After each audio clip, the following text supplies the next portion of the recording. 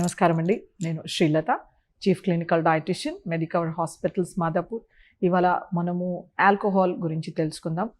So ఆల్కహాల్ని diabetics తీసుకోవచ్చా లేదా? So ఆల్కహాల్లో మనకి ఎన్ని రకాల ఏమైనా పోషకాలు ఉంటాయా అనేది మోస్ట్ ఇంపార్టెంట్ థింగ్. ఆల్కహాల్లో క్యాలరీ కంటెంట్ అనేది చాలా ఎక్కువ మోతాదులో ఉంటుందన్నమాట. సో మనము ఒక 30 ml ఆఫ్ ఆల్కహాల్ తీసుకుంటే కనుక 210 కిలో క్యాలరీస్ ఆఫ్ ఎనర్జీ వస్తుందన్నమాట. అలాగే సింపుల్గా చెప్పాలంటే 30 ml అనే క్వాంటిటీ ఎవరు తీసుకోరు, మినిమం 60 ml తీసుకుంటారు. సో ఒక్కసారి తీసుకుంటే కనుక డబుల్ ద క్యాలరీస్ లభిస్తాయి. సో దీన్ని మనము చాలా జాగ్రత్తగా ఆలోచించుకోవాలి. ఎందుకంటే డయాబెటిక్స్లో క్యాలరీ రిస్ట్రిక్షన్ అనేది చాలా ఇంపార్టెంట్. ఎక్కువ క్యాలరీస్ తీసుకోవడం వలన వాళ్ళ ప్యాంక్రియాస్ పైన అడిపోసిటీ ఇంక్రీజ్ అయ్యి ఇన్సులిన్ సెన్సిటివిటీ అనేది తగ్గిపోతుంది. దీనివల్ల డయాబెటిక్ రిలేటెడ్ కాంప్లికేషన్స్ అనేవి పెరుగుతాయి అన్నమాట. సో ఆల్కహాల్ అనేది ఒక పోటెంట్ కార్సినోజెన్ అని మన international association for cancer research వాళ్ళు దీన్ని లేబుల్ చేశారు. దీన్ని గ్రూప్ 1 కార్సినోజెన్లో క్లాసిఫై చేశారు. అందుచేతనే ఆల్కహాల్ తీసుకున్న వాళ్ళలో ఓరల్ క్యావిటీ క్యాన్సర్ కానీ, ఫారింగ్స్ కానీ, ఈసోఫీజియల్ క్యాన్సర్ కానీ, స్టమక్ క్యాన్సర్ వస్తున్నట్టు పరిశోధనలు లేటెస్ట్గా తెలుపుతున్నాయి. కొంతమందిలో అపోహ ఏంటంటే ఇది చాలా మంచిది, శరీరానికి ఎన్నో రకాల మేలు చేస్తుందని. కానీ వీటిలో ఉండే క్యాలరీస్, ఎస్పెషల్లీ మనము డయాబెటిక్స్ని కన్సిడర్ చేస్తే కనుక ఎప్పుడైతే వీళ్ళు ఆల్కహాల్ తీసుకుంటారో మన లివర్ కనుక గ్లూకోజ్ని రిలీజ్ చేస్తుంది మన అవసరాన్ని బట్టి. ఆ గ్లూకోజ్ని రిలీజ్ చేయకుండా ఈ ఆల్కహాల్ని మెటబోలైజ్ చేస్తుంది. కాబట్టి వాళ్ళు హైపోగ్లైసీమియా అంటే లో షుగర్స్లోకి వెళ్ళిపోయే ఛాన్సెస్ ఉంటాయన్నమాట. అలాగే ఇవి డయాబెటిక్ మెడికేషన్స్తో కూడా ఇంటరాక్షన్ జరుగుతుంది. సో ఇది ఇన్సులిన్ని అబ్జార్బ్ అవ్వకుండా చేస్తుంది. వీళ్ళలో hyperglycaemia or high sugars కూడా మనం చూస్తుంటాం. సో క్రానిక్ ఆల్కహాలిజం, ఎవరైతే ఎక్కువ మోతాదులో ఆల్కహాల్ తరచుగా డయాబెటిక్స్ తీసుకుంటారో వీళ్ళలో ప్రతి ఒక్క ఎండ్ ఆర్గన్ని ఎఫెక్ట్ చేస్తుందన్నమాట. ఇది ఎండ్ ఆర్గన్ డ్యామేజ్ కూడా లీడ్ చేస్తుంది. మనకి బ్రెయిన్ని కన్సిడర్ చేస్తే కనుక డయాబెటిక్ న్యూరోపతి, కళ్ళల్లో డయాబెటిక్ రెటినోపతి, కాళ్ళల్లో peripheral vascular disease or diabetic foot వచ్చే ఛాన్సెస్ ఉంటుందన్నమాట. అలాగే స్టమక్లో గ్యాస్ట్రోపారసిస్ రావడం జరుగుతుంది.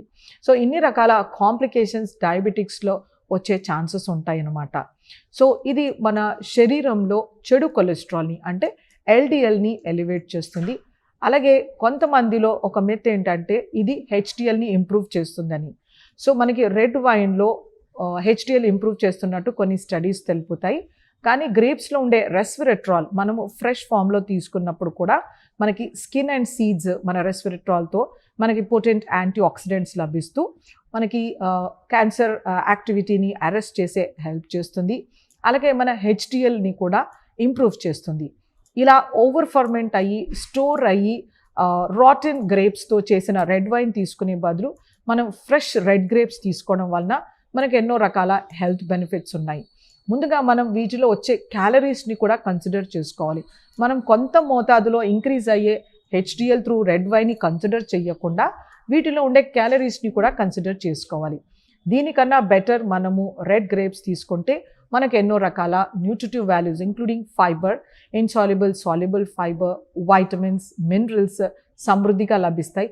వీటిని డయాబెటీస్ కంట్రోల్ చేయడానికి ఎంతో హెల్ప్ చేస్తాయి అన్నమాట. సో అలాగే కొంతమందిలో అపోహ ఏంటంటే బియర్లో తక్కువ క్యాలరీస్ ఉంటాయి, ఇది సేఫ్ ఫర్ డయాబెటిక్స్. సో ఎటువంటి ఆల్కహాల్ అయినా కూడా మనకి ఎక్కువ మోతాదులో క్యాలరీస్ ఇస్తాయి. కొన్నిటిలో తక్కువ ఆల్కహాల్ పర్సెంట్ ఉంటుంది, కొంతలో మోడరేట్, కొంతలో ఎక్కువ. సో మనము ఇది కన్సిడర్ చేసుకోవాలంటే దే ఆర్ పోటెంట్ కార్సినోజెన్స్. ఇవి హైపో అండ్ హైపర్ గ్లైసీమియాని చేస్తాయి. అలాగే కొలెస్ట్రాల్ని పెంచుతుంది. వీటితో మనకి సెంట్రల్ ఒబిసిటీ, తర్వాత ఓవరాల్ బాడీ వెయిట్ గెయిన్కి కూడా హెల్ప్ చేస్తాయి. వీళ్ళలో స్థూలకాయం అవుతుంది. దీంతో డయాబెటీస్ అనేది వర్సన్ అవుతుంది. అది కాకుండా మన బ్లడ్లో ఉండే బ్యాడ్ ఫ్యాట్, ట్రైగ్లిజరైడ్స్ అంటే మనము ఈ ఆల్కహాల్ నుంచి వచ్చే కార్బోహైడ్రేట్ వలన మన ట్రైగ్లిజరైడ్స్ అనేది పెరుగుతుందన్నమాట. ఇది కూడా ఒక బ్యాడ్ ఇండికేటర్. సో ఇన్ని రకాల నష్టాలు మనకి ఆల్కహాల్తో జరుగుతున్నప్పుడు డయాబెటిక్స్ కానీ ఎవరైనా కూడా ఆల్కహాల్ని అవాయిడ్ చేస్తే శరీరానికి ఎంతో మేలు చేస్తుంది. అలాగే ఈ ఆల్కహాల్ వలన మన బాడీలో ఇంపార్టెంట్ వైటమిన్ థైమిన్ ఇది బయటికి వెళ్ళిపోతుంది అనమాట, అన్అబ్జార్బ్డ్.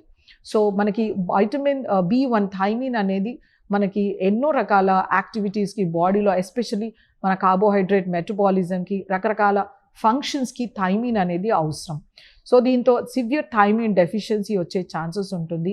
దీనివలన మన హార్ట్ ఎన్లార్జ్ అయ్యి మనము తర్వాత బ్రెయిన్లో ప్రాబ్లమ్స్ వచ్చి మనకి వర్నిక్స్ ఎన్సెఫలోపతి కానీ వెట్ బెరీ కానీ వచ్చే ఛాన్సెస్ ఉంటాయి అన్నమాట. హార్ట్ ఫెయిల్యూర్లోకి వెళ్ళే ఛాన్స్ కూడా ఉంటుంది. సో అందుచేతనే alcohol is a big no food. అందులో మనకి ఎంత పర్సెంట్ ఆల్కహాల్ ఉన్నది క్వశ్చన్ కాదు. సో ఆల్కహాల్తో రకరకాల నష్టాలు జరుగుతున్నాయి కాబట్టి కామన్ పర్సన్కి ప్లస్ డయాబెటిక్స్కి తీసుకోకపోతే శ్రేష్టం. నమస్కారం.